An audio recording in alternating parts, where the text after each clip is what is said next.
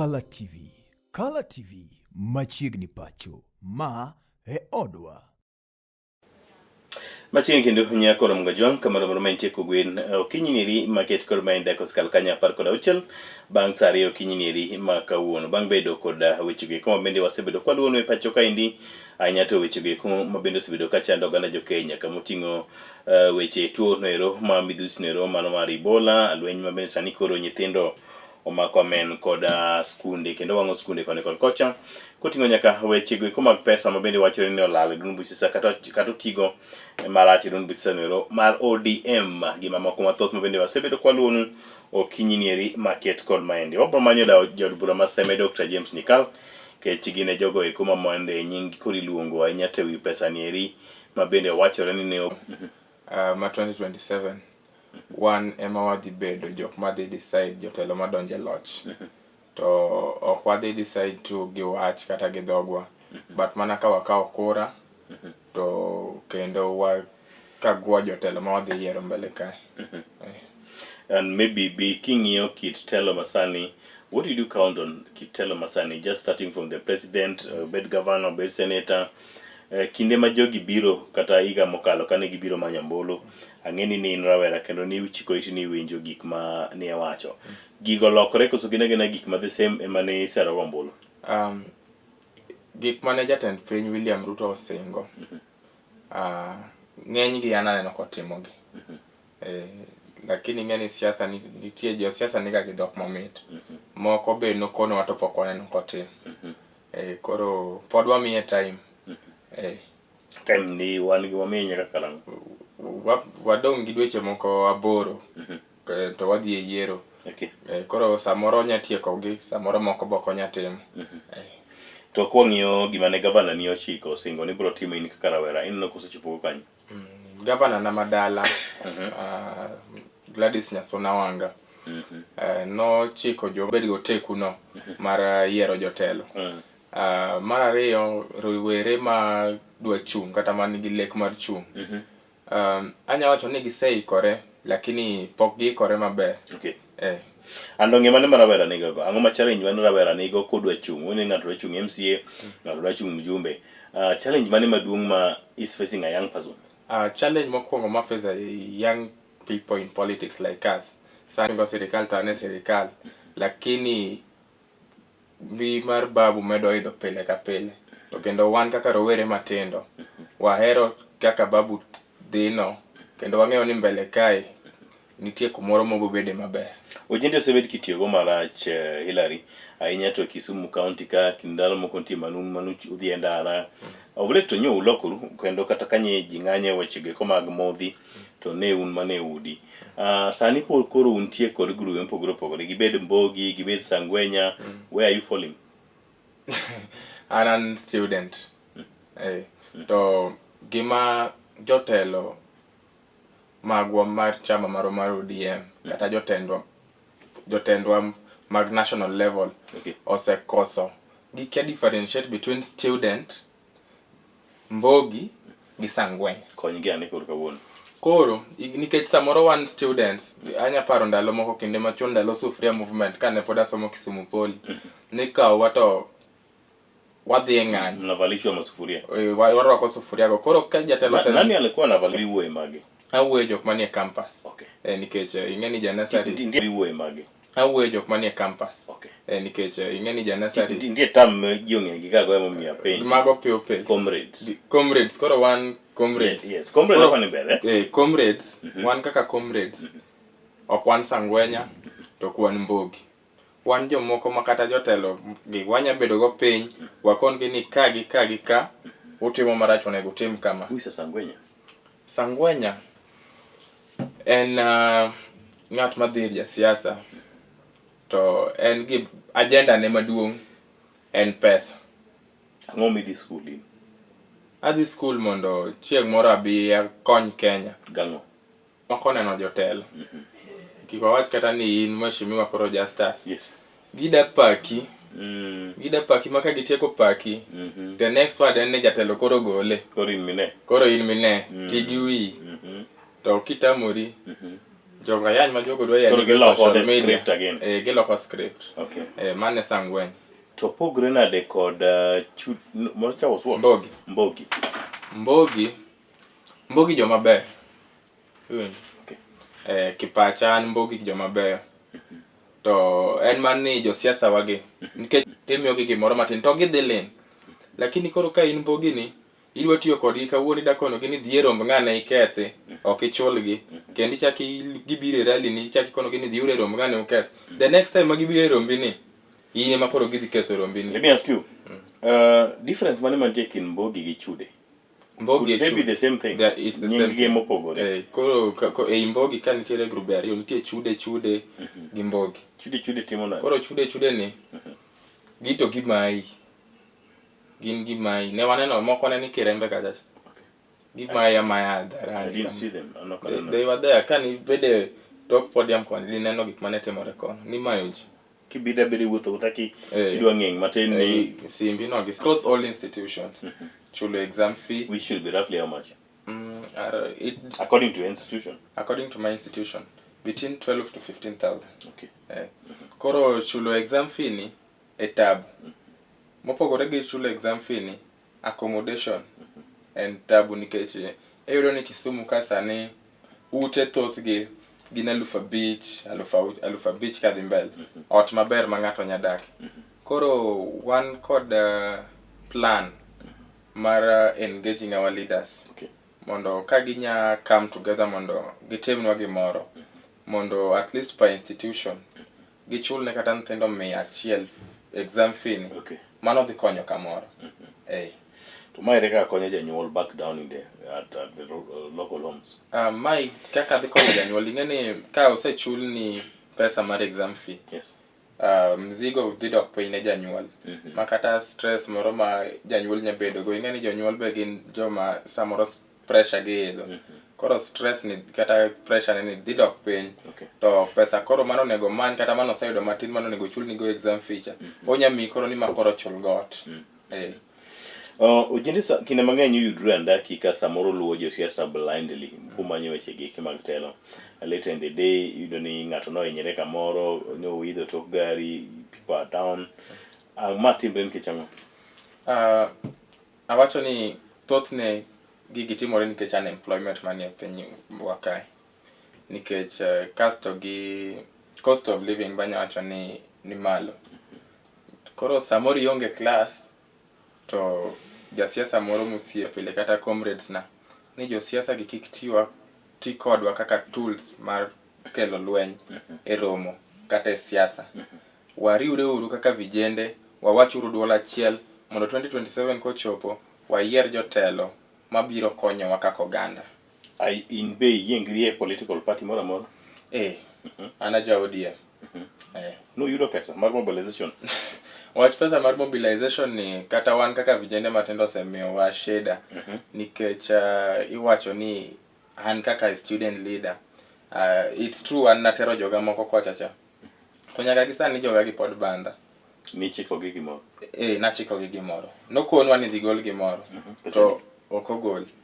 Pesa di? An nokona ni joga ibo mi 1,000 each. Many mobilize nyithindo maromo adi kama? Around 100. That's around 100,000. 100,000. Mano mi MCA. So you also want 100,000, you're not MCA. Anyway, bang nuseu donga unyo ni pesa nyipogo gineka Victoria Park. Ano wach pesa mani pogo Victoria Park no na winje cannot ni pesa mori pogo Victoria Park. But no kaka osana mar luwo ni ng'ama miyo ji pesa taifa pa Victoria Park. Nikech an na deal gi ng'ato one on one. Lakini koro kata gin simbe wa koro kimaki. Jok midili one on one. Jotendu wo. Jotelo go. Koro mae momiyo wacho ni osebed kitiyo kodwa marach kata rally ma Kirembe ni. Akiani koro wach ni gigun sakana lungi ni nang. Ndiye mos. Samoro gina nyopiny ne gunza diere. To wan kaka vijende. Gima ngeni ni giromo gi jodongo. Giromo gi mana attend. Giromo gi joboda boda YWCA. Giromo gi meetings moko na dien ma Kisumu West gi Kisumu East. Be awinjo ni meetings nentie. then giromo gi jodongo Royal Swiss, then giromo gi jofwambo. Yes. Nyaka seme bende ineno Ramogi TV, Regina Kizito gini gi Omamba gini be nowacho ni pesa ni chal ka gima nowuok. Ineno Ramogi TV, Regina Kizito gini gi Omamba gini be nowacho ni pesa ni chal ka gima nowuok. Koro pesa ni kowuok, ok ni ichulo ji nodhi e rally.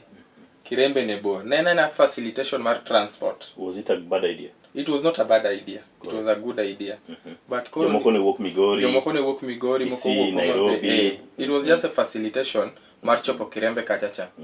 Like ipana ngomo noludo i Senate. Gima noludo i Senate mokwongo en reception mano yudo kachacha. Oh. The ground was very hostile with him. Seriously? Clips nitie Justus. Ikone kwa ni wadai. Mokalo of me around yes. Dok wang'eyo. Oyo reception kasto kani winjo ka prof wuoyo maber. Nowacho ni jotendwa mag chama gi nitie kaka oyierore sani. Mano call for unity. Oseluor. Koro maybe oneno nobedo sideline. Mana ng'eyo ni party chairperson marwa Gladys Wanga ok nya sideline jotelo gi. Otiyo kodgi gite. To jendo luram. Kiparo. Geni chal ni noseneno ni ground osedhi. Orondo ganyo no kuo kata parliament. Were gi wuoyo e parliament. An kata wuoyo e parliament kata ok owuo. Wuotho. Asewinjo gik ma ji wacho. Kigo kura kawuono. Oroni ombo. To Buyu bedo namba 2. Ndung nawinjo ka igolo posta moro ni Buyu e governor and deputy. Mano pod wakia. So maka wacha. Mago wach. Buyu be oselando ni odhi e governor. Oron be dhi e governor. Lakini gi kawuono kogo kura. Oron dhi ombo gi. Reason? En gi jopiny. Jopiny winjo Ron. Jopiny winjo Ron. Okay. Ing'e gimomiyo jopiny ohero Ron. Ron en ng'at moro ma obiro nyaka e grassroots winjo shida ma ng'ato nigo. Owuotho, awach ni owuotho e clan to clan. Mane gimo Ron mayogo jogi max. Okay. Jomoko go siasa mar online. The Deputy Speaker ma Kisumu County Nerea ochung kendo luongo governor, senator as an immature. Kendo nok timo wach maber. Almost owacho gimi wacho ni eri. Was that right? Luong senator ni immature? It was not right luongo all senator moyier gi jopiny ni immature. But yes, gima Prophet monok ber. Yes, gima Prophet monok ber. But that does not mean that you should call a senator who is also a senior counsel ni ani immature. To iye kanyo Nerea ni jok mane oyudo 100,000. No, you can't confirm that. Regina Kizito said it yesterday. That is Regina. Regina is a politician. Ginya go game get their level. Nini be se penjo Nerea mutango nini anto nan ko. Poka penje. And now jotelo gi kineno kaka gi handle themselves after that meeting. What do you think? Wachamo kanyika ko jende. Mae sama wan kaka vijende. Wanya take advantage gi pogruok manie kind jotendwa gi. Mondo wabe wapenya wabed kamoro. Onyalo bedo president Makanye. Okonya. As we speak, President Ruto onge ng'ama dhi yombo 2027. To 2032, Jaluo nyaka bed president. Who told you that? That's what we want. Okay. Yeah. Jaluo nyaka bed president. To kaka an ang'iye gi sani, the most awach now, Jaluo manie gi teko mang'eny manie sirikal en John Mbadi. Omiyo koro wasira sirikand William Ruto ni senator pok waneno kowacho ni bana magi senator pok waneno kowacho ni bana magi matimore marach. Kaka gima waneno senator matimore marach. Kaka gima waneno senator Mama Kweni timocha. Ojenda ok tin. Idwaro senator manyalo articulate issues machando japiny. That is one of his roles. Ando japiny. That is one of his roles as a senator. You don't want senator who has much money. Money is good. You don't want senator who has much money. Money is good. It is his money. And gipesa kataka poko nobedo senator. Lakini he was elected as a senator to counter check the governor and the senator to counter-check the governor and the county government. Ler to Kisumu dhi bedo Kisumu mane Kisumu chon ma stalls ni are airport nyaka Nyamasari. Ni are airport nyaka Nyamasari. Abala Wanga no clear street. Yeah, Abala Wanga no clear street. People cried. Jine ywak kendo jine kuonge. People cried jine kuonge, but tich mabala wanga gi Professor Nyong'o timo. People cried jine kuonge, but tich mabala wanga gi Professor Nyong'o timo. Nenore. Okay. Kendo momiyo Kisumu bedo ranked. Nenore. Okay. Kendo momiyo Kisumu bedo ranked third in East Africa. Sixth in Africa. Abala Wanga ni osiepi. En osiepna. Oh. To game oyudo. Mach osekawo. Osedhi gi belt. People say he's vulgar. He's not vulgar. He's not vulgar. We've heard him in the public domain. Okay. People are saying that he is vulgar. Kona jasiasa moko en vulgar. So he's vulgar. No. Kona jasiasa moko vulgar. En jasiasa. Oduga Yurmon. Koro, out of all these people. 4 people. Out of these 4 people. Is there any person who say, Muindi Mora you know Wokai? Ngane name. Abdul Dubai. Abdul Dubai. He's coming from Dubai. Akia. Nolero gi Ouda ndalo moko 2013. Mano alimshinda. No winye Obura ko Ouda Obura. Mano winye ticket. Kora pano dugo temo ape. En galode moro. En chalni en galode moro. Lakini kato bed galode moro. Ngeni jopiny to ema decide.